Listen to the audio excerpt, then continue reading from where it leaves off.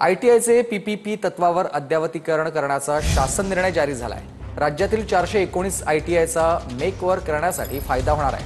वर्षाला 1.5 लाख कुशल रोजगार निर्मितीचे उद्दिष्ट आहे आणि कौशल्य विकास मंत्री मंगलप्रभात लोढा यांची ही माहिती।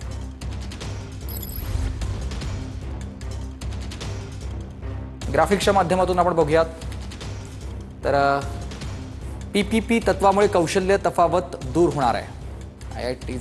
आयटीआयचं पीपीपी तत्वावर अद्यावतीकरण होणार आहे आणि बाजारपेठेशी सुसंगत आधुनिक प्रशिक्षण दिले जाणार आहे। शिकाऊ उमेदवार प्रशिक्षणासाठी 11,000 कंपन्यांसोबत भागीदारी करणार। महिला आणि दिव्यांगांसाठी देखील औद्योगिक प्रशिक्षणाची व्यवस्था उभारली जाईल। अनुदानित प्रशिक्षण, शिष्यवृत्ती आणि विद्यावेतनाची संधी मिळणार आहे। जागतिक दर्जाचे आयटीआय तयार करणार।